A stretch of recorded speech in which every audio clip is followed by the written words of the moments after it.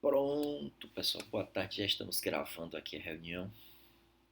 Então, hoje a gente vai estar discutindo um pouquinho sobre essa questão dos projetos, né? E também a lógica do trabalho pronto, né? Então, temos alunos aqui de TCC, temos alunos que estão fazendo a pesquisa 2, temos colegas que estão fazendo mestrado e doutorado aqui. Então, a gente vai estar discutindo, né, os componentes fundamentais para esses tipos de projeto. Então, tem alunos aí que vão estar se submetendo também aos processos seletivos de mestrado. Então, são componentes, né, solicitados, os requisitos básicos dentro de um trabalho acadêmico. A única diferença que vai mudar é a questão da profundidade, né, da forma de abordagem que você vai ter. Então, TCC de graduação a gente leva um nível mais superficial de aprofundamento. Porém, quando a gente vai adentrar um doutorado, né, a gente precisa aí ter uma profundidade, né, um embasamento teórico mais forte, um processo de discussão maior com outros autores, e um doutorado requer a questão da hipótese e tese. Né? Então você precisa defender uma tese, coisas que a gente na graduação, de certa forma, a gente não cobra muito dos nossos alunos. Mas quando a gente chegar lá no doutorado, a gente precisa ter essa tese para provar. Então, nessa perspectiva aí que tem essas pequenas mudanças, né, na lógica do projeto, mas a maior parte dos requisitos são similares, independente do nível que a gente está. Então, a gente está com alunos aqui de pesquisa 2, né, o trabalho que Fernanda e Kícia tem desenvolvido aí, para que vocês já possam começar a se adentrar nesse ramo da pesquisa e tenham mais tempo disponível e também não ter muita dificuldade quando chegar na disciplina de TCC. Né? O último semestre, às vezes, é bastante corrido, então começar uma pesquisa anteriormente te dá um fôlego maior, né, para você poder respirar e fazer as coisas com carinho e com cuidado, para seu trabalho chegar na banca bem qualificado. Então a lógica é você ter mais tempo para você poder se dedicar melhor a esse processo aí da escrita. Né? Então essa é a perspectiva da gente, que vocês tenham acesso mais cedo, né, a essa lógica dos projetos de pesquisa e que você comece a adentrar a pesquisa, comece a ler os textos, se apropriar dos conceitos, para que você possa fazer uma escrita melhor. E como a gente sempre discute, para escrever bem, a gente precisa fazer uma boa leitura. Então, para ler, a gente vai ter que demandar mais parte do nosso tempo uma leitura aprofundada. Porque não adianta a gente estar lendo uma vez e querer escrever algo com a leitura de uma única vez. Não. A gente precisa fazer aquela primeira leitura, a leitura de reconhecimento. Depois a gente faz uma segunda leitura para começar a marcar as coisas que são importantes. Dependendo do nível da leitura, a gente precisa fazer uma terceira leitura, né? Porque às vezes os textos são muito densos. Então requer tempo. E esse processo de escrita depende da leitura.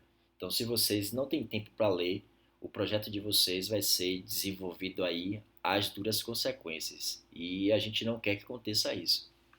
Então, a primeira dica do grupo de hoje, né? Leia bastante, porque isso vai estar facilitando o seu processo de escrita. Então, vamos lá. Falando sobre o processo de escrita, né? Na hora que a gente for elaborar o nosso projeto, ou fazer um TCC, uma dissertação, ou um projeto de pesquisa aleatório, independente da sua área, a gente precisa sinalizar alguns pontos específicos. E esses pontos específicos faz parte do planejamento da pesquisa. E esses itens são esses daqui. Então, são os pontos principais. Então, primeiro passo, escolher o tema e delimitar o tema. A parte da delimitação do tema é muito importante para que você possa fazer um recorte de um estudo.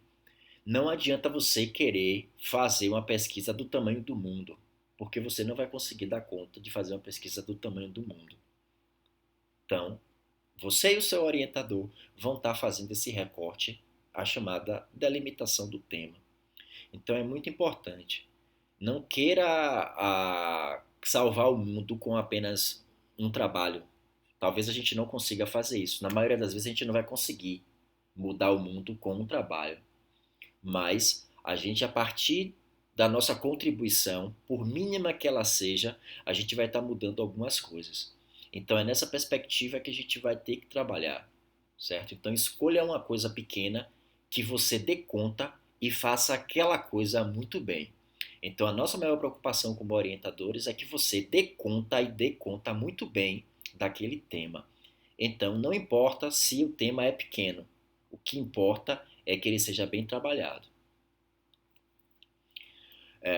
O segundo ponto aqui é a questão da formulação da questão-problema. Daqui a pouco a gente vai adentrar mais o passo a passo de cada um desses itens, mas a problemática em si, né, aquela seção da problemática, é uma seção muito importante, porque é através dela que você começa a mostrar indícios e vai elencando elementos e evidências de que o contexto geral, aquele cenário, é um cenário em que algo precisa ser modificado. Então, na hora que a gente está construindo a questão-problema é a última coisa que aparece lá na seção da problemática. Mas para essa questão-problema existir, a gente precisa de fato criar um cenário que mostre de fato que existe um problema. E que esse problema, através do seu trabalho, vai ser a lógica do seu projeto é fazer com que a gente tente sanar algumas lacunas desse problema que você evidencia. Então, na hora que você está começando a escrever o seu projeto ou escrever o seu texto, a seção da problemática e a seção da justificativa, elas se conversam, porque a sua justificativa vai mostrar os elementos que o seu trabalho tem de importantes para que você seja capaz de resolver lá o problema que você aponta. Então, sempre na hora que vocês forem escrever essa lógica da questão-problema, iniciem montando um cenário atual que elenque elementos que mostrem que de fato existe um problema. E daqui a pouco eu vou adentrar mais esse campo aí do problema para vocês verem qual é a cadência da escrita dessa sessão. Para aqueles que estão no doutorado, né, ou que vão fazer a seleção do doutorado, o desenvolvimento da hipótese é algo muito importante. É a sua crença. Né? Então, a partir da delimitação do seu tema, você tem uma crença e a partir daquela crença você vai propor uma determinada hipótese. Então, para aqueles que vão estar fazendo aí o doutorado, essa questão da hipótese, né, é algo fundamental do seu processo de pesquisa. Então, você precisa ter uma crença e a partir desta crença você sugere uma hipótese. Definição dos objetivos também é muito importante. Daqui a pouco a gente vai adentrar eles também. A justificativa eu já comentei aqui, né, que ela conversa diretamente com a lógica do problema, e a justificativa é o ponto crucial da importância do seu trabalho. Então, na justificativa, você tem que dar vários elementos e evidências também de que o seu trabalho é muito importante na resolução daquele problema. Mais abaixo a gente tem aí o referencial teórico, que é toda a fundamentação teórica que vocês vão ter que utilizar, e a discussão com os autores. Metodologia também é algo muito fundamental, principalmente para aqueles que vão adentrar em um mestrado e um doutorado. A concorrência nessas duas modalidades são muito grandes. E o que diferencia você dos outros concorrentes é com relação ao tipo de metodologia e a forma como você apresenta a metodologia. Porque na hora que a banca lê o seu trabalho, a leitura da metodologia vai dizer à banca se você sabe ou não sabe pesquisar. Então, saber e escrever uma seção de metodologia bem já traz um diferencial para o seu trabalho. Porque é nesse momento que nós leitores, né, nós avaliadores, a gente tem noção se você sabe ou se você não sabe pesquisar. Porque é a metodologia que vai proporcionar para você a resolução da sua questão-problema. Então, se você tem um problema legal e você não tem uma metodologia, não tem umas etapas que sejam capazes de responder aquele problema, não adianta você ter um problema bom, porque você não vai saber resolvê-lo.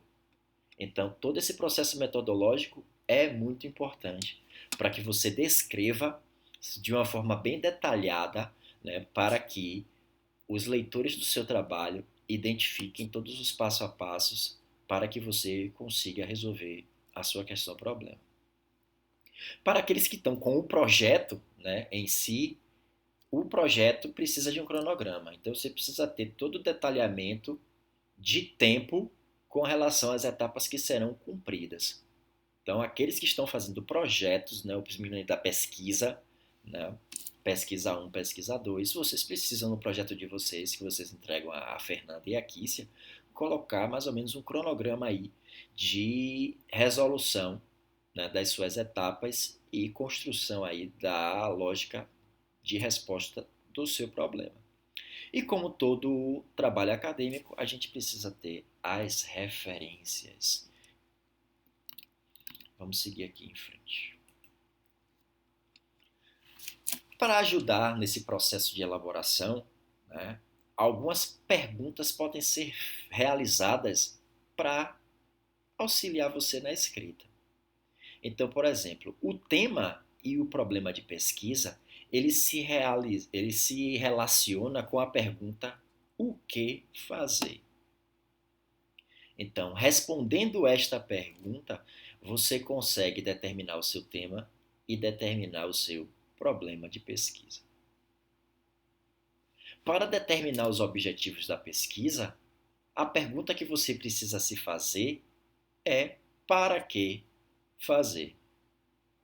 Então, na hora que você for determinar lá os seus objetivos, que a gente vai ver daqui a pouquinho, se pergunte, para que eu vou fazer isso? Qual é o meu objetivo? Então, você consegue aí determinar esses processos com relação ao seu estudo. Para preencher a sua sessão de justificativa, a melhor pergunta que você tem a se fazer é: por que eu estou fazendo isso? Por que fazer? Então, respondendo esta pergunta, você consegue criar um texto para ser colocado na seção de justificativa. Para a seção da metodologia, a pergunta é: como fazer? Para a seção cronograma, a pergunta tema é: quanto tempo eu vou gastar para fazer cada etapa daquela? Então você estabelece alguns parâmetros de tempo, né, para realizar todo aquele seu estudo. Olha, Aureliano está com a câmera quase funcionando. E a última pergunta das referências são: quais fontes a gente vai utilizar? E que tipos de fontes também a gente vai estar utilizando?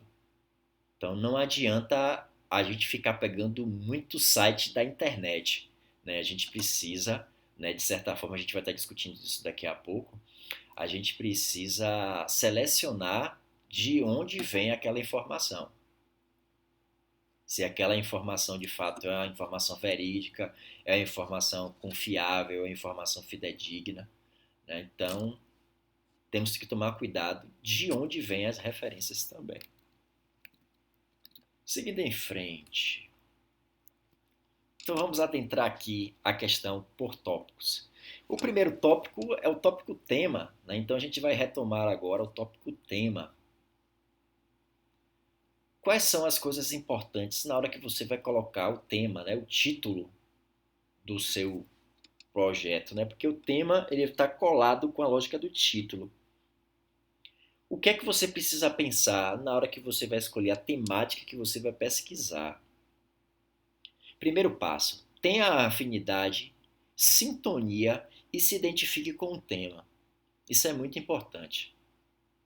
O tema tem que ser algo que seja importante para você, que seja leve, que faça com que você tenha brilho no olhar. Então, na hora que você está lá na banca, falando, sendo arguído, na hora que o seu olhar brilha, a gente da banca tem aquela certeza de que você está fazendo algo que você gosta. Então, esse brilho no olhar se refere muito à questão da afinidade, da sintonia com que você tem com o tema. Então, uma das coisas que a gente identifica é a questão do brilho no olhar. Outro ponto importante também é a questão de fazer um levantamento de coisas que sejam importantes, que sejam relevantes. Então, dentro da área de matemática, o que é relevante hoje para a gente fazer a pesquisa? Outro ponto interessante, né, é a questão da especificidade. Não pegue um tema muito amplo, muito abrangente, faça o recorte, certo? Faça o recorte, porque isso vai te permitir fazer uma escrita melhor. Outro ponto importante é pense na bibliografia, nas referências, quem são os autores que vão respaldar você a fazer essa escrita. Não adianta, por exemplo, você escolher um tema que só tenha, por exemplo, escritores em língua estrangeira. Ah, você não sabe falar inglês, você não sabe falar alemão, você não sabe falar francês, aí você quer pegar um tema que só tenha em língua estrangeira. Isso vai ser algo dificultoso para você, se você não domina a língua, certo? Então, tenta pensar em autores que de fato estejam mais próximos a você. É fato que se apropriar de outra língua é muito importante. Então, às vezes, pega lá um artigo em inglês, tenta ler, vai com o tradutor ali do lado, né? Pega algum texto de linguagem técnica da sua área para você começar a ver qual é a linguagem técnica da área de matemática. Então, mesmo sem fazer um curso de inglês, mas se desafie, né? Então, tenta ler um parágrafo. Ah, que palavra é essa? Vai lá, dicionário, ou vai no tradutor do Google, tenta traduzir lá para vocês verem a questão da linguagem técnica. E assim você vai se apropriando. Talvez você não aprenda a questão do falar fluente, né? Porque aí é outro tipo de aprendizagem, é outro tipo de domínio. Mas a questão da leitura, você consegue aprender a dominar a leitura, né? Porque você vai estar vendo aquelas palavras vão para a sua memória fotográfica, você vai criando vocabulário e vai aprendendo a ler em inglês com o tempo. Agora você precisa se desafiar para isso. E o último ponto que a gente tem aí, né? Esteja disposto a defender com unhas e dentes. Então, o pessoal que está aí fazendo seleção para mestrado, que vai para uma banca lá de seleção, o pessoal que está fazendo doutorado aí que vai ter que defender a tese, né? Então, você vai ter que defender com unhas e dentes, porque o crivo, né, da arguição de um doutorado, então as pessoas vão lhe colocar contra a parede para você defender de fato. Então, se você não tiver cercado de um conhecimento, né, e de vontade para defender nessa questão da afinidade que a gente estava comentando, às vezes você se expõe muito diante da banca porque você não consegue mostrar, né, que você está ali com aquele vigor, com aquela vontade e defendendo aquilo que você acredita. Porque quando você vai para uma banca, primeiro passo, você tem que defender aquilo que você acredita. E aquilo que você acredita foi o que você escreveu naquele trabalho. Então, se você está escrevendo aquilo ali, supostamente você acredita naquilo. Então, defenda da melhor forma possível. Porque às vezes vem alguma pergunta da banca, né, tendenciosa, e aí você precisa, né, ser, às vezes, como é que eu posso dizer? Vou botar aqui um entre aspas, um arrogante, né, mas você tem que jogar duro mesmo. Então você tem que mostrar que você acredita no seu trabalho. Um evento que aconteceu comigo, eu trabalho com jogos digitais e existem pessoas que são totalmente contra a utilização de jogos digitais em sala de aula, não acreditam no potencial que os jogos digitais têm. E uma vez eu fui para uma banca de qualificação e a minha proposta era trazer o jogo para processo de construção de aprendizagem. A minha perspectiva era fazer dois grupos, ia ter um grupo controle e um grupo experimental. o grupo controle não ia interagir com o jogo, o grupo experimental ia interagir com o jogo e depois, através de técnicas estatísticas, eu ia comparar os dois grupos para verificar se o grupo experimental, né, que foi aquele que interagiu com o jogo, se sairia melhor do que aquele que não interagiu. Então essa era a minha proposta lá da qualificação. Aí um professor da banca que era totalmente contra essa lógica de utilizar jogos digitais em sala de aula, para ele aula é aula e jogo não era coisa de estar em aula. Ele bateu em mim, bateu. Aí ele disse: Ó, William, para mim, o que é que você poderia fazer? O jogo, quem passasse da fase tal, você aprovava. Se o cara não passasse da fase tal, você reprovava. Aí eu, crente na minha lógica, na minha perspectiva, disse: professor, me desculpe, mas eu não concordo com o senhor, não. Eu não enxergo o jogo como isso. O aluno ser reprovado porque ele não passou de tal fase. Então eu discordo completamente. E no meu trabalho, de forma nenhuma eu vou abordar isso, porque eu não acredito nessa perspectiva para jogo digital. Da mesma forma que o senhor não acredita na perspectiva, né, eu como um aluno de doutorado que estou defendendo uma tese, eu também não acredito nessa perspectiva que o senhor tem, não. Então tem horas que você precisa, né, vestir essa questão da arrogância e dizer no que é que você acredita. Então, na hora que você escreve um texto, defenda ele com unhas e dentes. Então, é essa perspectiva aí. Confie no que você está fazendo. Vamos lá. Escolha um tema que você, para o pessoal que está aí para fazer a seleção de mestrado e doutorado, escolha um tema de pesquisa que esteja aderente à linha de pesquisa, certo? E também veja quem são os orientadores lá daquela linha de pesquisa. Certo? Então isso é muito importante, porque aí você já vai escrever um texto direcionado para aquele que será possivelmente o seu orientador, certo? Orientadora. Então vá fazendo essas coisas. E algo muito importante também, né, é cite essas pessoas no seu texto. Outro dia eu estava brincando, né, com o pessoal na banca de uma das alunas, que ela não citou a orientadora dela e disse: poxa, pô, sua orientadora escreve tantas coisas, por que você não cita a sua orientadora do seu trabalho? Tem que citar. Então, essa questão mostra que existe um vínculo seu com o seu possível orientador. Então, utilize textos de pessoas lá do programa, utilizem textos de pessoas próximas, certo? Veja quem são as redes de coautoria. Fulaninho escreve com fulaninho. Então, fulaninho escreve com tal, é a mesma linha de pesquisa. Então, pegue o texto lá do cara e coloque no seu texto, entendeu? Porque isso vai dar uma visão que você está alinhado à perspectiva daquela pessoa que está lhe orientando ou que vai lhe orientar. Então, são coisas que você precisa pensar em atender. E tomem cuidado, certo? Tema não é objetivo. Então, às vezes, a pessoa quer escrever lá o tema como fosse objetivo, mas não é, certo? Então, toma cuidado nesse processo aí de escrita.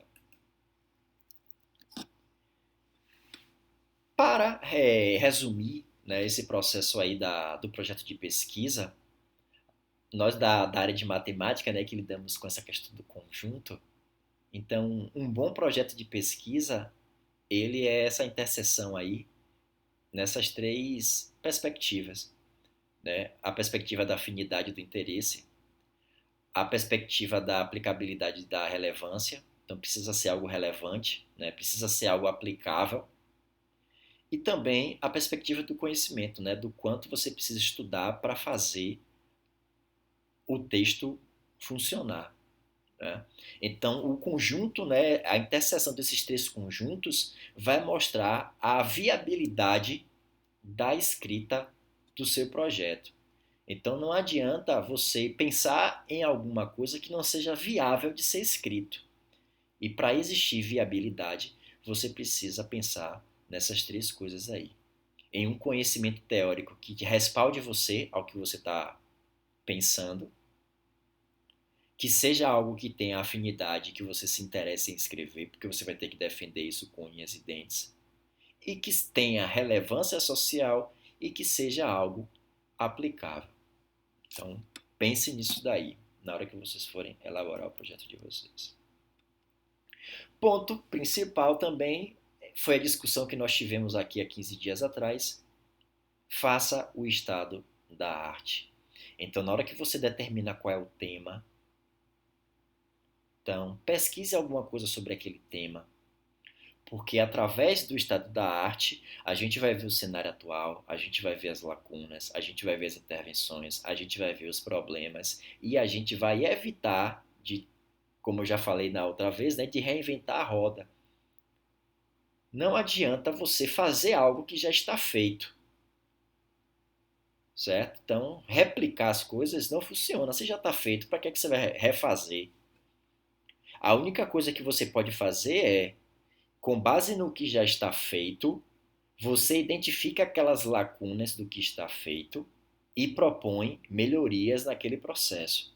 Então, isso você pode fazer, certo? Mas você não vai refazer o que já está feito. Não, você vai implementar aquilo que foi feito. Mas para implementar, você precisa dominar aquilo que já existe, certo? Então, muito cuidado aí. Condição fundamental. E todos os meus orientandos, eles são obrigados a fazer o estado da arte. Porque também o estado da arte vai estar fornecendo autores e bibliografia para respaldar a fundamentação teórica e para que tenha também autores para fazer aquela sessão da discussão. Então, na sessão de discussão, que a gente vai precisar dialogar com alguns autores, esse processo do estado da arte vai te fornecer também fundamentos para que você discuta bem aquele tema. Então, a gente já comentou sobre isso, né? O estado da arte, você precisa selecionar palavras-chave, quais são os bancos, o tempo de pesquisa, quais são os filtros, os critérios de inclusão e exclusão. Então, quem não estava aqui semana retrasada, né? 15 dias atrás, tem um vídeo lá no Equimate que mostra todo esse passo a passo aí que nós discutimos na reunião passada. Para quem está chegando depois, não esquece de dar uma boa tarde aí no chat, certo? Para ficar registrado o nome. Vamos seguir aqui. Depois do tema, o segundo ponto importante aí é o título. O título é o chamariz do seu trabalho. É uma das coisas também muito importantes para valorizar o seu trabalho. Então, escolha um título bem atrativo. Eu tinha uma professora que dizia que um bom título para ela tinha que ter 2 pontos. Tem aquela frase inicial, né, que é a frase com contexto macro, aí colocavam 2 pontos, aí depois vinha a frase contexto micro. Né? Então ela sempre dizia, poxa, só em olhar o título ela já dizia se o trabalho ia ser aprovado ou reprovado. Que ela gostava desses títulos com 2 pontos. Outro ponto importante aqui, né, é que você precisa escolher um título que represente bem o que você está falando e que venda bem o seu produto. Porque o que acontece, gente, na hora que a gente está fazendo a pesquisa, por exemplo, no banco de teses da CAPES, a primeira coisa que vem é o título. Então, no título, você precisa ter referência a tudo que você está pesquisando dentro do seu trabalho. Então, pensem nisso. Tentar fazer algo conciso, não precisa ser algo gigantesco, mas que, de certa forma, faça uma referência com as palavras-chave e que venda bem o seu produto. Então, o título precisa refletir o conteúdo da pesquisa, já comentei agora há pouco. Né? Então, no título, você precisa trazer uma referência, né, do que tem lá no seu trabalho. A Elisa está dizendo aqui, igual quando vamos ler um livro, olhamos logo o título, é essa mesma perspectiva. Né? O livro pode ser uma bagaça, mas aquele título atrativo, né, faz com que você queira ler. Então, recentemente entre aspas, né? Tem aquele livro, né? A Sutil Arte de Ligar o Foda-se, uma coisa desse tipo, né? Então, um título lá impactante. Então, isso vai fazer com que as pessoas leiam o seu trabalho. Então, pensem, né, em um título que de fato, né, venda o seu trabalho. Vamos agora para o tópico introdução. A introdução é aquele primeiro capítulo escrito e é um capítulo que traz um resumo da perspectiva do leitor, né, ao longo do processo de leitura. Então, a perspectiva da introdução é que você seja o mais abrangente possível, né, como ele está dizendo aí, a desenvolver genericamente o tema. Então, você amplia, faz um contexto macro, né, geralmente, tipo assim, no mundo atual, né, no mundo atual, aí você faz aquele contexto macro. Né, no mundo atual, os jogos digitais, então você já começa assim, né, nas últimas décadas. Então você já vai mostrando, né, o potencial gigantesco que o seu trabalho tem. Anuncie a ideia básica. Então você vai ter lá, vai ter um parágrafo específico para você fazer essa ideia básica, né? Ir chamando, né, o que é a lógica do seu trabalho. E algo que é importante é você conectar cada um dos parágrafos. Então o segundo parágrafo ele tem que ter algo a ver com o primeiro parágrafo. Então ele precisa estar conectado na escrita do parágrafo. Não adianta você escrever um parágrafo sobre um assunto, aí no segundo parágrafo você fala sobre outro assunto, no terceiro parágrafo você fala... Não, a lógica não é essa. A lógica é que você vá trazendo coisas novas, mas interligando, né, com o que foi discutido anteriormente. E aí o que, que acontece? Você vai começando esse texto no genérico, no abrangente, e aí você vai reduzindo isso até delimitar o seu foco de pesquisa, certo? Então essa lógica aí, na hora que você pega o seu tema dentro do contexto geral, é porque você está saindo do contexto amplo e está reduzindo ele, está filtrando ele até chegar no foco de pesquisa, certo? Aí este foco de pesquisa vai estar coligado com a próxima sessão, que vai ser a sessão lá da problemática. Então, a lógica da introdução é essa. Você começa a construir do macro, aí vai reduzindo, reduzindo para o micro, para focar no que você vai pesquisar, certo? Existem algumas pessoas que optam por falar das motivações dentro dessa sessão, e essas motivações elas vão se casar lá com a justificativa, e você vai ter que definir qual é o objeto da sua análise. Então, hoje, por exemplo, tem alguns alunos que estão estudando para lá da tecnologia a questão do RPG Maker. Então, o objeto da pesquisa é estudar como o RPG Maker pode ser utilizado nas aulas de matemática. Então, é um objeto de análise. É o como ocorre a aprendizagem dos alunos utilizando jogos digitais. E aí vem, como eu tinha comentado, né, o problema. Gente, uma das coisas que eu vejo que muitos alunos erram é com relação a esse problema.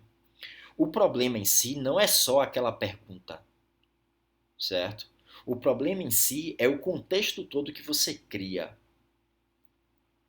Muitas vezes alguns orientadores chamam aquela pergunta problema de pergunta norteadora, certo? Então, às vezes a pergunta norteadora, ela não é o problema em si, certo? Mas é a forma como você vai responder aquele problema.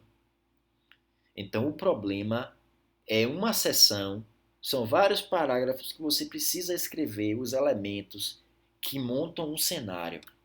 E é nessa lógica que eu trago esse slide aqui para vocês.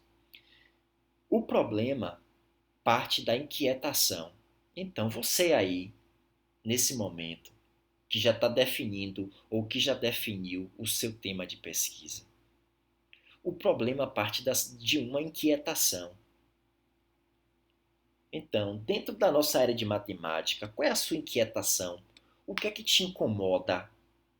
Então, por exemplo, o William me incomoda eu chegar na aula e eu não conseguir conquistar os meus alunos. Pronto, isso me incomoda, isso é uma inquietação. Aí eu me questiono, poxa, o que é que eu tenho que fazer para chamar a atenção do meu aluno? Certo? Então, olha, observe essa pergunta, né? O que é que eu tenho que fazer para chamar a atenção do meu aluno? Essa pergunta, o que é, ou como, né, como eu posso, né, chamar a atenção do meu aluno, elas vão estar direcionadas com a questão norteadora, certo? Vamos seguir aqui.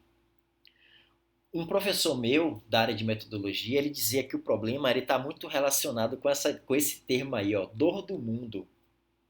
Um bom problema é aquele que você consegue enxergar a dor. Aí ele fazia uma relação com a ida ao médico. Então imagine que você está indo para o médico, aí você está indo para fazer essa consulta com o médico. O que é que o médico lhe pergunta primeiro? Fulaninho, o que é que você está sentindo? Na hora que o médico te pergunta isso, você vai dizer quais são as suas queixas.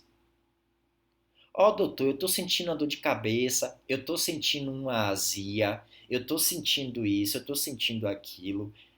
Então, com base nessas queixas, que o médico vai conseguir uma hipótese do que possa ser o seu problema e ele vai criar um diagnóstico.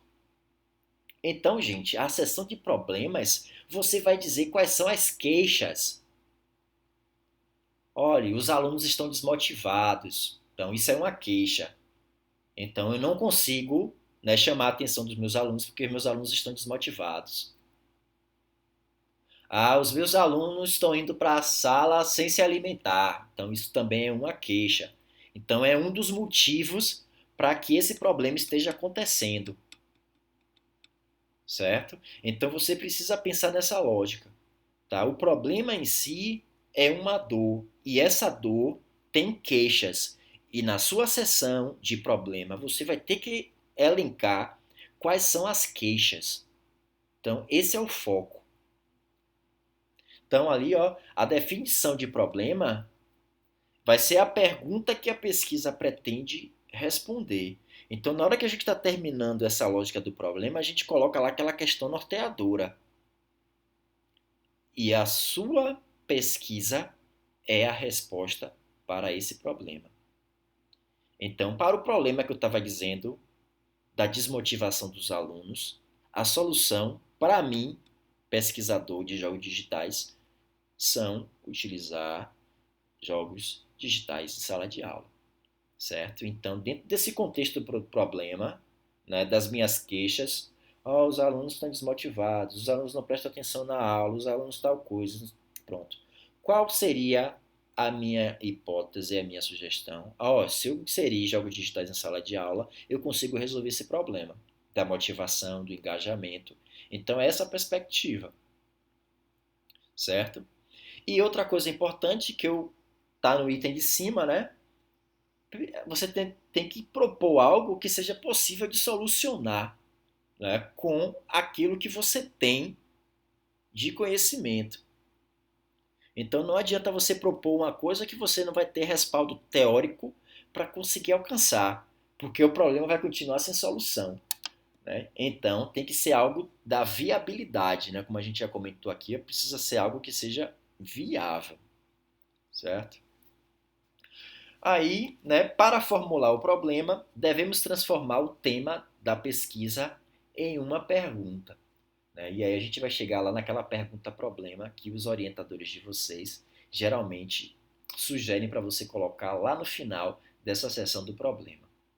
Né? Então, o problema gera uma pergunta e a resposta da pergunta é o seu trabalho. Então, o seu trabalho vai responder o problema. Vamos seguir aqui em frente. Para aqueles que estão aí no doutorado, né, vocês vão precisar lá ter a questão da hipótese, estabelecer uma hipótese ou defender esta hipótese. Então, o que é uma hipótese? Uma hipótese é uma afirmação, né? É uma crença. Então, por exemplo, né, na hora da hipótese, a minha crença é: os jogos digitais fazem com que os alunos aprendam melhor. Pronto. Então, isso é uma frase afirmativa. Eu estou afirmando que os jogos digitais fazem com que os alunos aprendam de uma forma melhor. Então, isso é uma hipótese. O que é que eu vou fazer no meu trabalho? Eu vou ter que elencar elementos que provem para a comunidade científica que, de fato, na hora que os alunos interagem com os jogos digitais, eles aprendem melhor. Certo? A forma básica de experimentos científicos. Geralmente, para uma boa hipótese, eu preciso ter experimentos, né? Então, a minha pesquisa acaba sendo uma pesquisa experimental e eu preciso de uma comprovação para validar a minha hipótese. Geralmente, na maior parte das vezes, esses experimentos requerem, né, modelos quantitativos. Você vai precisar de um modelo estatístico ou de um modelo matemático para validar, certo, a sua hipótese. Então, a maior parte dessas pesquisas experimentais, né, tendem a ser quali-quant, né, para que você tenha uma validação mais forte, né, da matemática para validar a sua hipótese.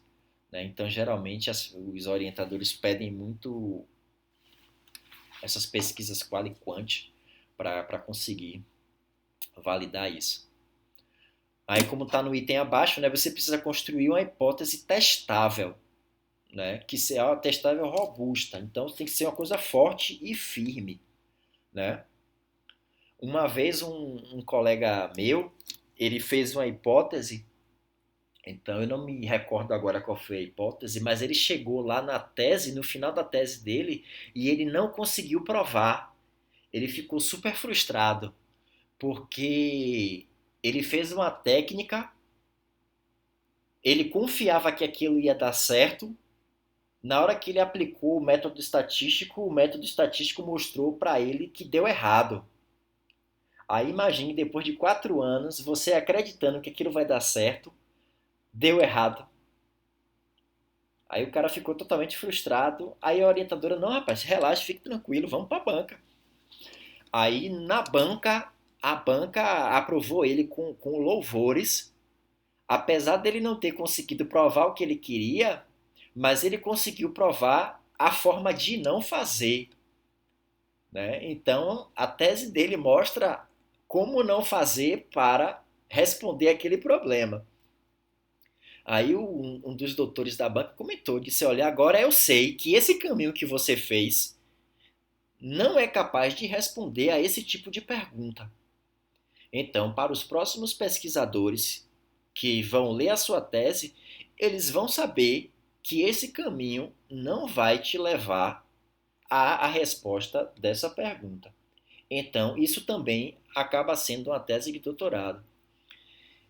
O Thomas Edison, ele, para construir a lâmpada, eu não me lembro lá o número, mas eu vou chutar aqui, certo? Ele errou, quer dizer, ele só conseguiu fazer a lâmpada na tentativa 2000. Então imagine, tá? Thomas Edison tentando, ele só conseguiu criar a lâmpada na tentativa 2000. Aí a pessoa foi, acho que foi a entrevista que fez com ele, aí ele foi criticar, né? Disse: poxa, quer dizer que você errou 1999 vezes? Aí ele disse: não, agora eu sei as 1099 vezes formas de não fazer. Então é essa a lógica. Tá? Agora o que importa para a gente é que esse processo seja um processo possível de ser testado e validado. Então, mesmo que o pessoal que esteja aí no doutorado, né, não consiga provar a sua crença, mas talvez você prove aquilo ao contrário. Né? Você vai provar que aquilo ali não funciona. Então, depende muito. Mas provar que sim tem a mesma relevância que provar que não. Tá? Então isso é algo muito importante. A hipótese também, né, ela se conecta com o problema como se fosse a própria solução do problema. Né? Então, quando você tem a hipótese, né, que é a crença, então a sua crença é a resposta para o problema.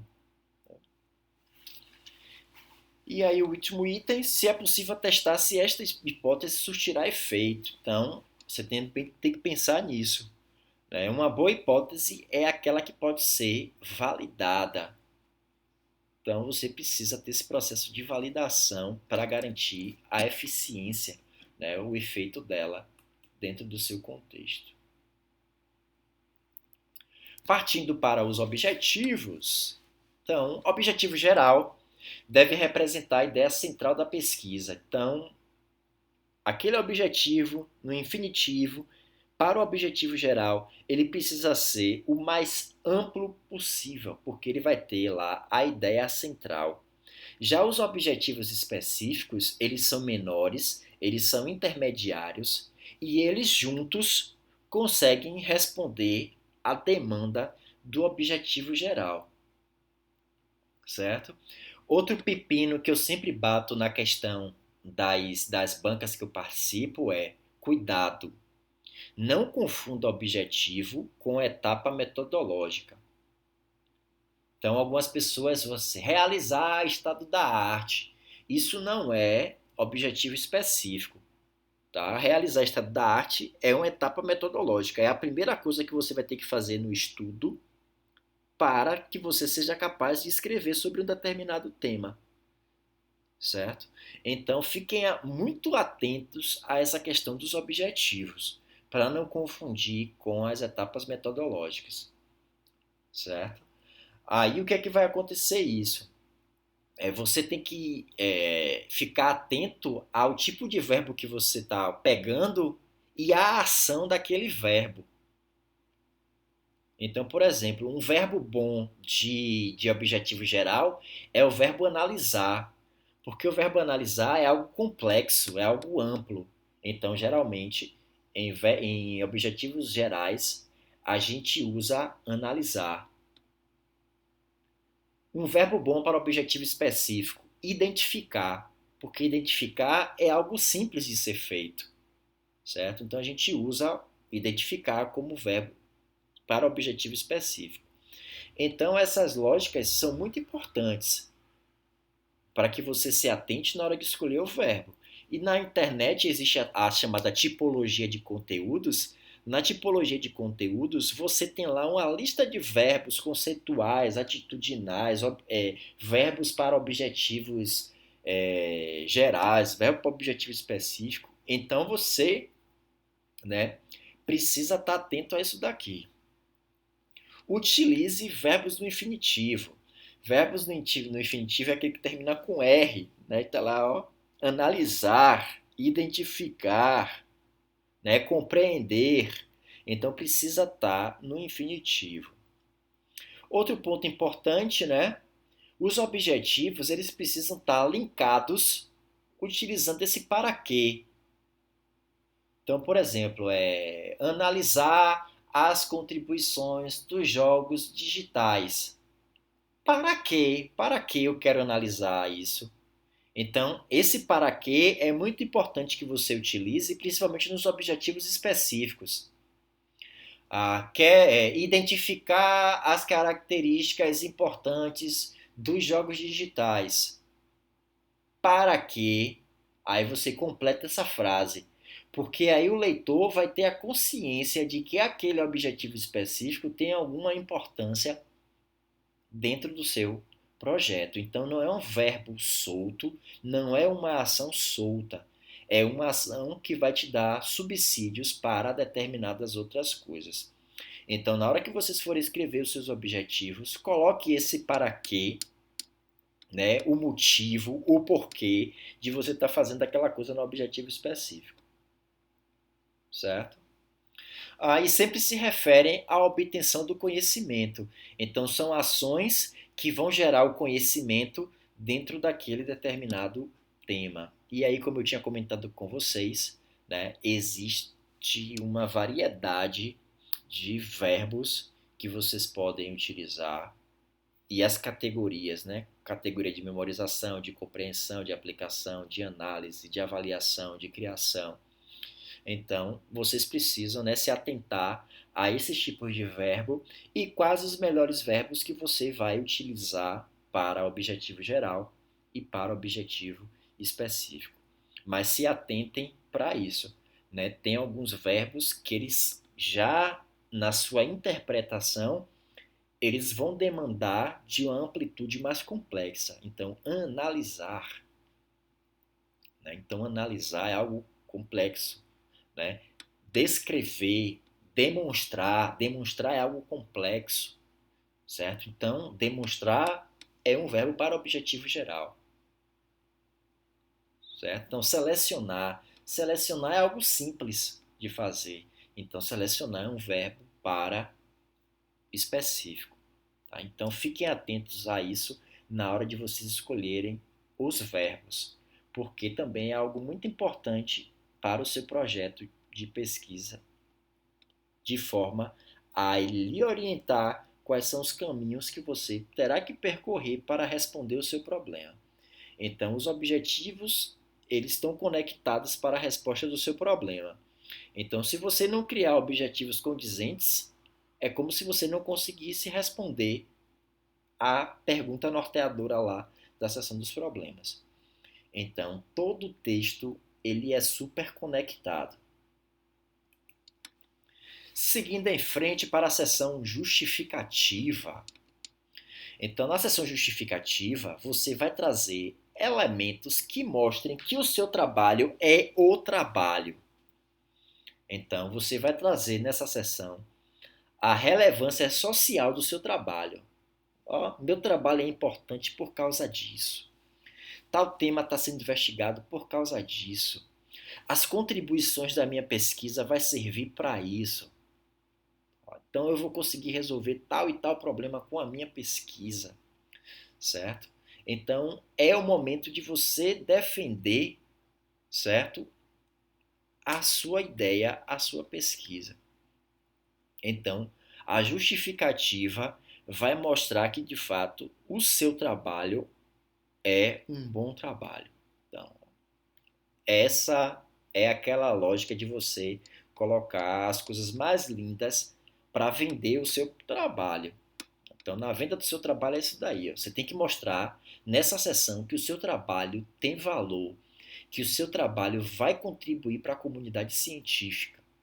Certo? Então, você tem que escrever isso lá. O meu trabalho é importante por causa disso, diante do cenário do estado da arte que a gente evidenciou antes lá do problema. Então, esse trabalho vai ser capaz de responder a esta lacuna. Então, você precisa nessa sessão, né, engrandecer o seu trabalho. Então, jogue duro aí na justificativa para mostrar que, de fato, o seu trabalho é relevante para a comunidade científica. Fundamentação teórica. Então, a fundamentação teórica é a base científica do projeto. É aquele momento que você vai trazer autores que já pesquisam sobre o tema. Então, você precisa trazer autores que sejam condizentes com o problema do seu estudo. Então, temáticas lá que estejam em aderência ao que você está pesquisando. A indicação é que vocês peguem, né, textos recentes, né, últimos 5 anos, dependendo do tipo de tema, 10 anos, dependendo do tipo de tema novamente, a gente precisa pegar os autores basilares. Então, por exemplo, os meninos da semiótica aí. Então, tem Duval. Duval é um autor basilar. Então, você vai colocar lá Duval no texto. Só que você não pode encher um texto só de Duval. Não, você tem que pegar autores mais recentes. Porque você precisa mostrar que essa teoria é uma teoria recente, que é um conhecimento que tem sido aprofundado e que ao longo do tempo vem avançando. Então, você precisa colocar autores novos certo? Que conversem, que dialoguem com esses autores antigos. Então é muito importante vocês estarem vendo o que é que tem de novo. E aí, quando eu peço para os meus alunos pesquisarem lá o estado da arte, aí eles vêm com aquela cara cínica e diz: "Eu não achei nada, eu não achei nada". Aí o William vai lá no banco, acha lá um monte de coisa e mostra aqui, ó, como é que você não achou? Então, pelo amor de Deus, faça uma pesquisa de estado da arte direita, bonitinho, para que você tenha esses autores atuais. Porque tem um monte de gente escrevendo artigo atualmente. Então não tem como você dizer, poxa, não tem nada escrito. Tem sim, você que não pesquisou. Então pesquise porque tem. Coisas importantes que a gente não liga. Então, por exemplo, se eu perguntar aqui para vocês, quem foi que já pegou a regra da ABNT para ler? Né? Então, ninguém aqui, alguém pegou já para ler? Gente, depois eu posso até compartilhar com vocês a pasta das regras da ABNT. A gente precisa saber fazer as citações e paráfrases usando as regras da ABNT. A gente precisa pegar a ABNT para ler.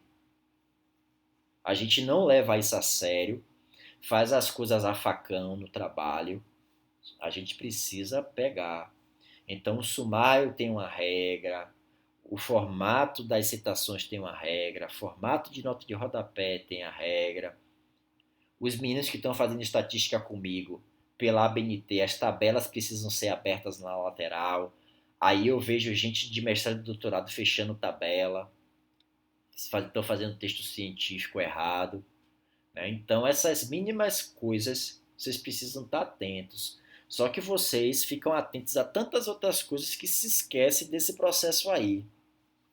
A mesma coisa é comitê de ética. Gente, qualquer pesquisa que a gente faz com seres humanos, qualquer formulário besta que seja, precisa passar pelo comitê de ética.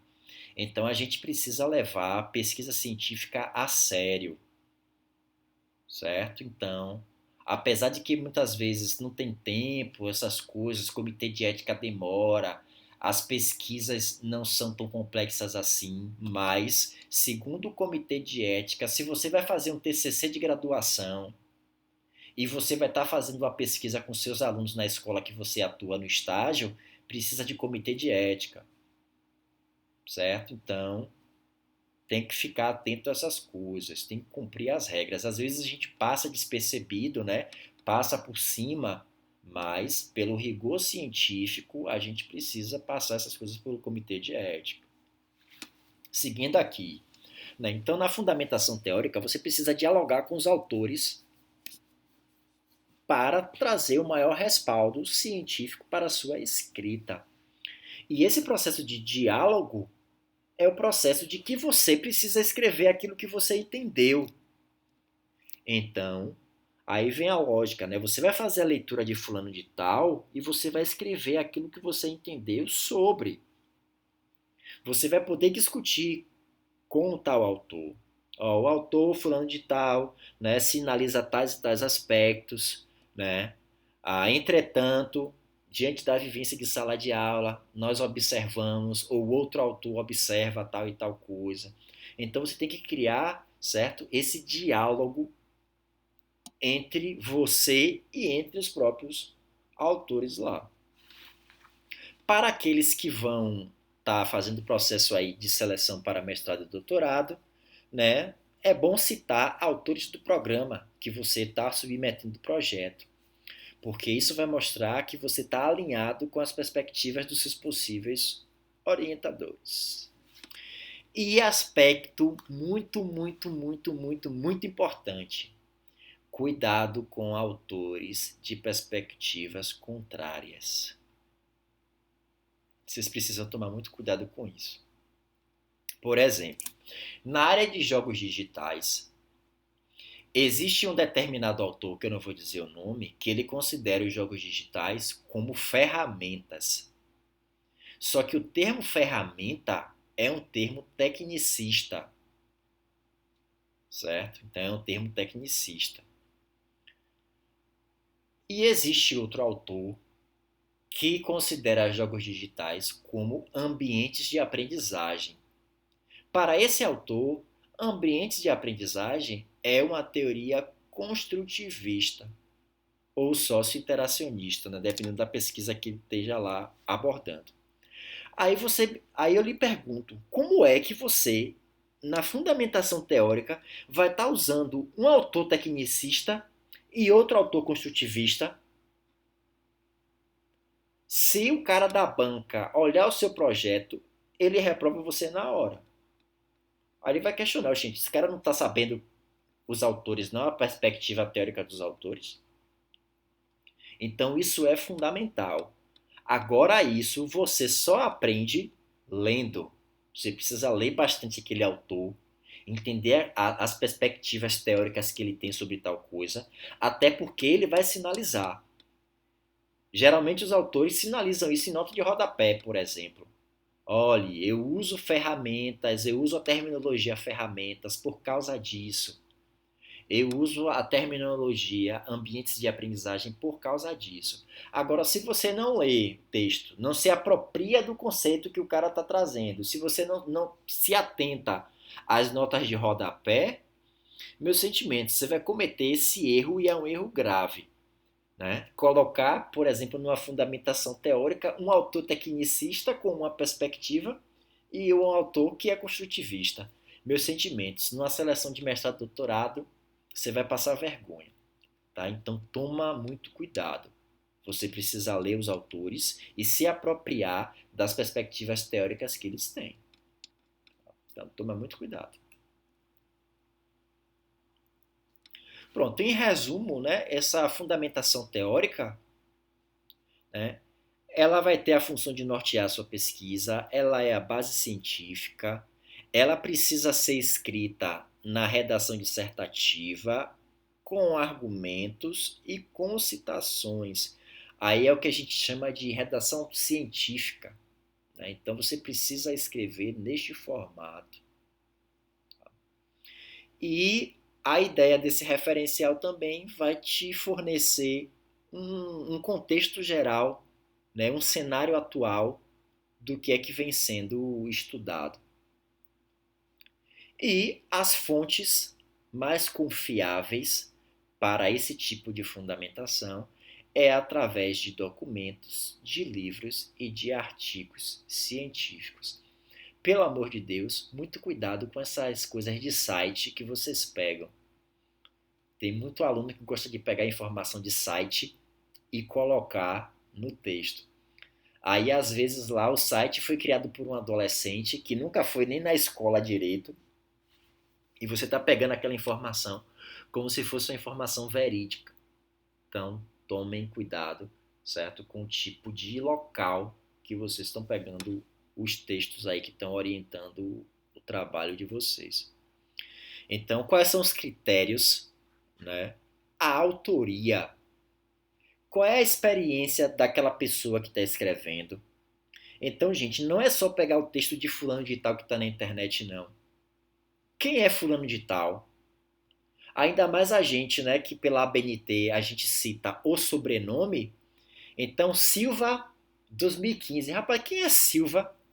A gente não sabe nem muitas vezes o primeiro nome da pessoa. Né? Alves que é da gamificação, porque é a Flora. Então a gente precisa saber os primeiros nomes, porque isso vai, né, dar um respaldo maior de quem é a pessoa de fato.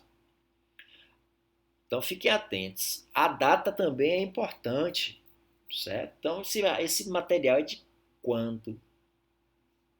A relevância, pô, esse material aqui é relevante. A objetividade, poxa, será que isso daqui tem aderência de fato com o que eu estou escrevendo? Né, como colocou aqui, né? Será que a forma como está sendo escrita está de uma forma tendenciosa? Então, hoje, com essa questão da polarização, a gente tem um monte de site de direita e um monte de site de esquerda. Aí você entra no site de direita, tem uma informação lá tendenciosa. Aí você vai para o site de esquerda, é a mesma informação, porém escrita de uma forma diferente, que dá um entendimento diferente. Então você precisa estar atento a esse tipo de coisa, certo? Principalmente nós da área de educação. Então, tome bastante cuidado aí com as fontes de informação que você vai pegar. Então, em último caso, pega de site, mas vai ler arquivo científico, vai verificar lá o tempo lá da avaliação do artigo, né, quando ele foi publicado, quem são os autores, porque isso vai dar um respaldo melhor, né, ao seu trabalho. Coisas importantes que você precisa fazer para a sua fundamentação teórica. Fichamento. A gente comentou na reunião passada sobre o Mendeley e sobre o Zotero. Então são dois aplicativos que ajudam você a fazer o fichamento. Então aqui tem um modelo de fichamento que eu gosto de fazer com os meus alunos. Então de um determinado texto que eles pegaram para ler, na página 22, o aluno, né, a aluna pegou esse trecho aqui, ó. Pelas qualidades motivacionais que entusiasmam os jovens quanto à interação com jogos digitais, concebe-se que conduzir o processo de ensino e aprendizagem, tendo essas mídias como aliadas, pode propiciar aos alunos um ensino mais agradável e inteligente. Então, gente, isso daqui tá igualzinho ao texto que o autor leu lá, que o aluno leu. Ele pegou aqui e colocou a página. Se o aluno for usar esse texto igualzinho do jeito que está aqui, isso vai ser aquela citação direta. Pela quantidade de linhas que tem aqui, aí vai ser reduzido, né, lá 4 centímetros, né, alinhado do lado direito, aquelas coisas todas. Agora, se o aluno for usar isso como uma citação indireta, ele vai ter que reescrever. Como é esse processo de reescrita? Então, o que é que você vai fazer? Você vai ler isso daqui e vai reescrever esta bagaça com as suas palavras, certo? Então, observe quantas linhas tem aqui e observe quantas linhas tem aqui. Gente, isso daqui é apenas a ideia do que está aqui. Pelo amor de Deus, não peguem essas palavras e troquem por sinônimo, não, porque isso é plágio. Daqui a pouco eu vou mostrar para vocês, certo? Não é para pegar essa frase, trocar sinônimo e colocar lá como se fosse você que escreveu, porque o William ou alguém da banca vai lhe pegar, certo? Então não façam isso. Citação indireta você vai escrever da forma como você entendeu. Então, esse texto todo aqui foi reduzido para esse entendimento aqui, ó. Aí o aluno que leu esse texto, ele entendeu isso daqui, ó. Segundo o Santos 2018, os jogos digitais possuem qualidades motivadoras para seus interatores, tornando o processo de aprendizagem mais agradável e interessante. Então, observe como eu reduzi isso daqui e sintetizei tudo isso daqui. Certo? Nesse texto que o aluno leu, ele também viu que Santos, que é o dono do texto, leu esses autores aqui, ó. Tá vendo? Aí o aluno foi e identificou qual é o texto original. Então, esse texto aqui, do Vendo Vrakin, é esse texto aqui. O que é que o aluno vai fazer? Vai pegar esse texto para ler. Não é pegar isso daqui e usar direto no seu texto, não, porque tem um monte de gente que faz isso. Ah, rapaz, Santos 2018 usou esse texto é massa. Aí dá o Ctrl+C, Ctrl+V e leva para o seu texto. Isso é plágio. E o pior, quem garante que isso daqui que Santos escreveu, ele entendeu corretamente? Porque às vezes acontece isso. Santos leu, entendeu de uma forma e escreveu isso daqui, porque isso é uma citação indireta, pelo que está aqui, né? Dá para ver que é uma citação indireta. Então ele escreveu com base no que ele entendeu. Quem garante que Santos aqui entendeu certo? Então é por isso que a gente precisa ir no texto original, ler o que de fato a pessoa escreveu e você próprio tirar suas conclusões. É a mesma lógica do APUD. Por que é que a gente foge de APUD? Porque o APUD é a leitura que alguém fez de outra pessoa. Quem garante que a pessoa fez a leitura certa e interpretou da forma correta? Então, muito cuidado, certo? Foge de APUD. A gente só coloca APUD nos nossos textos em último caso. E se alguém citou alguém, não faça Ctrl+C, Ctrl+V não. Vá lá no texto original e vá ler. Vá se apropriar do que a pessoa criou, certo?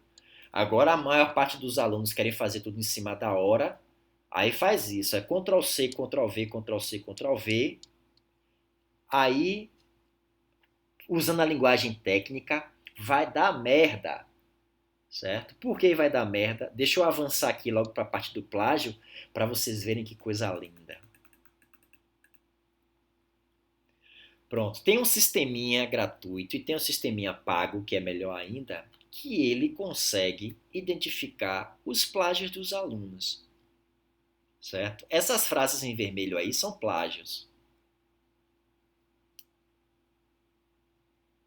certo?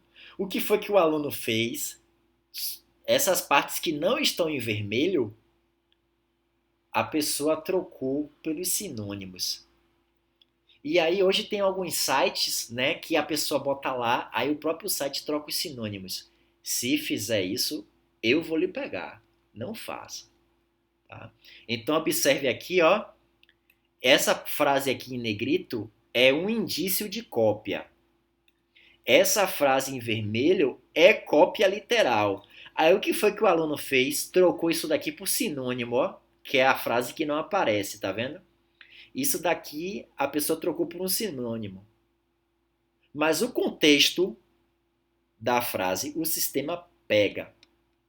A inteligência artificial do sistema, ele usa a chamada rede semântica. Então tem uma semântica entre a relação das palavras. Aí, através dessa semântica, o sistema pega e eu consigo identificar fácil que você está plagiando o texto ou não. Então, gente, esse negócio é sério, tá? Não é só copiar o trecho e colar lá e trocar sinônimo, não. Não faça isso. Leia o texto e escreva com as suas palavras. Então, faça isso, porque se você não fizer, vai pegar. Tá? O sistema pega. Então, toma muito cuidado. Certo? Escreva com as suas palavras. Vamos voltar para lá. Mais 15 minutinhos aí, 13h30, a gente termina e na outra reunião a gente volta aqui para a segunda parte, que eu tô chegando praticamente na metade, né? Passei da metade agora. Gente, se vocês tiverem dúvida, vão falando aí, tá? Deixa eu olhar aqui o chat para ver se tem alguma coisa. Não me deixem falando sozinho, não.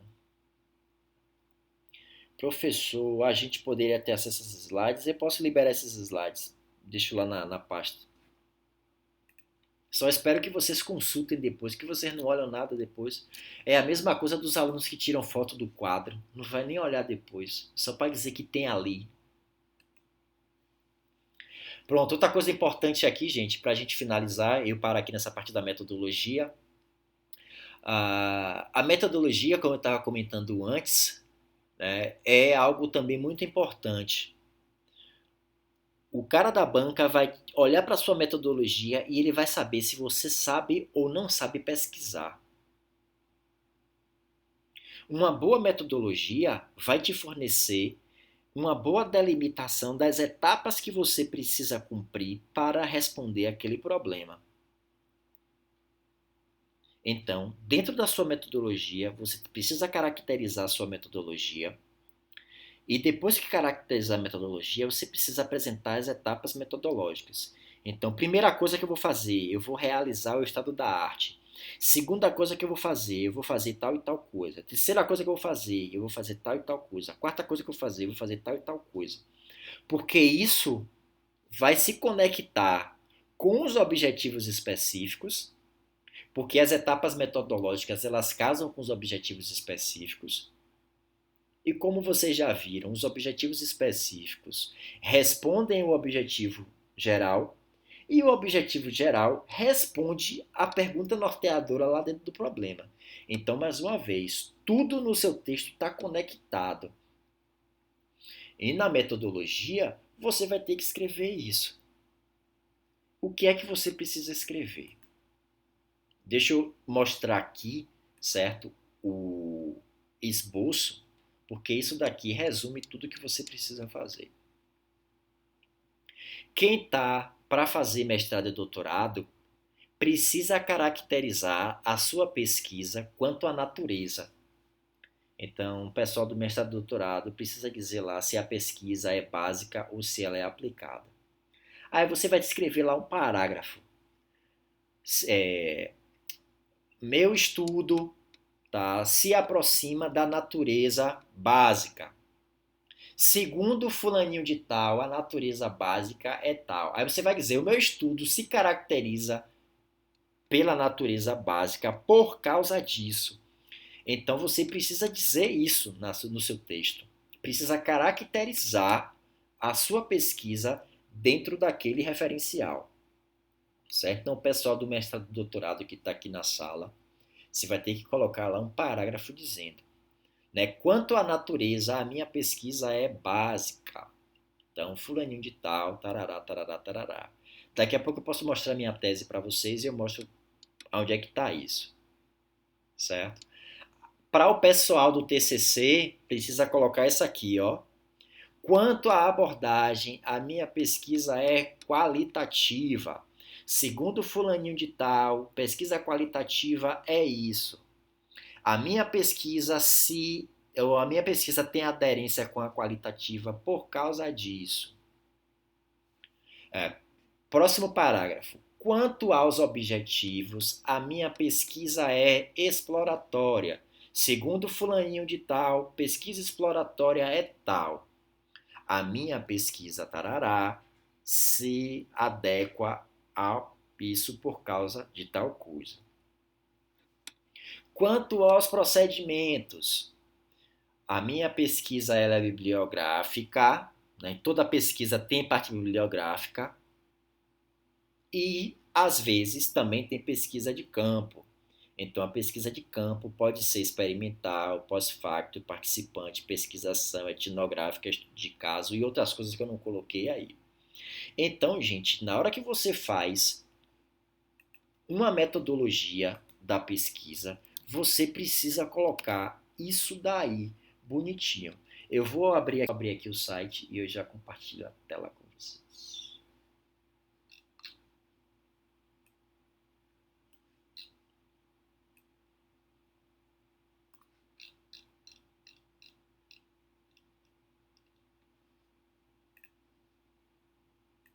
Deixa eu derrubar aqui.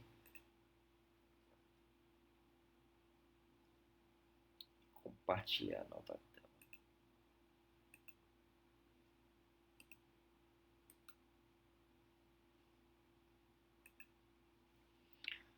Então, como aqui, né, é a tese, então tá modelo tese, certo? Então eu abordei todas aquelas lógicas. Espero que vocês estejam vendo aí a tela. Então, ó, a abordagem metodológica, aqui, ó, quanto à natureza, né? Uma pesquisa pode ser classificada, segundo esse tal autor, como básica e aplicada. A básica tem tal objetivo, enquanto a aplicada tem tal objetivo. Este trabalho, o meu, tem maior aderência com a natureza aplicada, pois, ó, eu justificando aqui, ó, justifiquei. Aí eu vou, ó, quanto à abordagem, a minha é método misto, é qual e quant. Segundo fulaninho de tal, a qual e quant é isso, certo? Então, esse tipo de abordagem permitirá a construção do modelo, tá vendo? Então, eu falo do meu. Aí, ó, quantos objetivos? Tem caráter exploratório. Fulaninho de tal diz isso. Para fulaninho também diz isso. Aí, ó, nessa perspectiva, esse estudo, que é o meu, se caracteriza tal. Então, eu estou mostrando aqui para o meu leitor o meu ponto de vista com relação à parte metodológica. Aí, quantos procedimentos? Ó, levantamento bibliográfico, tá aqui. Do levantamento bibliográfico, tem as categorias teóricas. Então, na minha tese, eu analisei jogos digitais e aprendizagem e analisei a avaliação de jogos digitais. Esses são todos os autores que eu usei. Eu defendi em 2018, então observe que eu tenho autores mais antigos, que são os basilares, e eu tenho autores mais novos, tá vendo? De 2016, 2017, tá vendo? Então eu vou dos mais antigos até os mais novos. Aí, ó, outro procedimento adotado para pesquisa foi o survey. Então eu fiz a questão do survey, que é uma pesquisa de formulário. Aí tem outros detalhes aqui, né? Espaço empírico. A gente precisa dizer qual foi o espaço empírico. Eu fiz a pesquisa na escola de fundamental lá do município onde eu moro. Quem são os sujeitos? Eu pesquisei os alunos do ensino fundamental da onde eu atuo. Tem a questão do comitê de ética, tá vendo? Então aqui, ó, eu fiz o lançamento do comitê de ética. Os instrumentos que eu usei. Eu usei um formulário tal coisa. Eu usei um modelo computacional, porque como era quali quant, né, eu tinha que usar aqui um modelo computacional para poder fazer as etapas. Pronto, o que eu estava falando aqui para vocês também, ó, as etapas metodológicas. Eu criei esse organograma aqui dizendo as minhas etapas. Então foram 6 etapas. Então a primeira etapa, definir as variáveis. A segunda etapa, o modelo. Terceira etapa, aplicação do modelo. Quarta etapa, o processo de avaliação. Quinta etapa, a aplicação do jogo.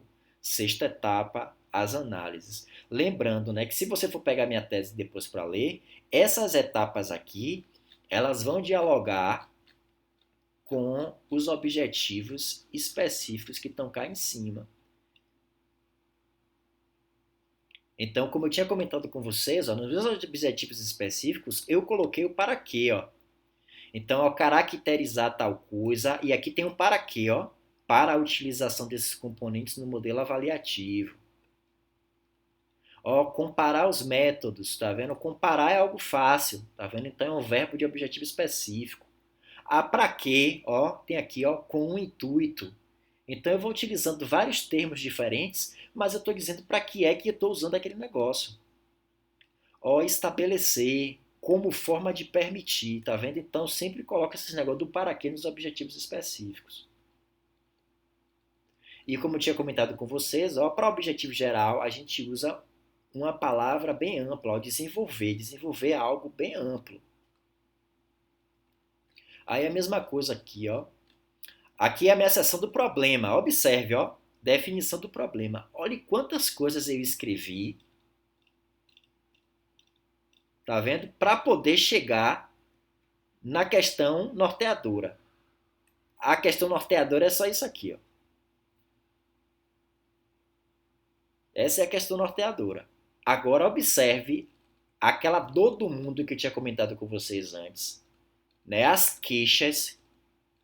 Cada parágrafo aqui é um tipo de queixa, ó. Então, cada parágrafo aqui eu estou dizendo um problema, ó. Um problema que eu estou observando. Surgiu a pergunta, eu tenho os objetivos e aqui eu trago a minha justificativa, ó. E aqui eu vou vender o meu peixe, ó, a justificativa, ó. Aí também aqui eu criei a questão da motivação, vou mostrar aqui, e outras coisas. As hipóteses estão aqui. Então, gente, tudo que vocês viram que eu falei são as coisas que eu coloquei na minha tese. E aí é a questão do referencial que eu trago para vocês. Tá?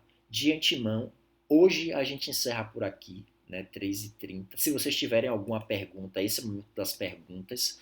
Na próxima reunião daqui a 15 dias, a gente retoma, certo? Essa discussão para as partes que ainda faltam, né, pós metodologia.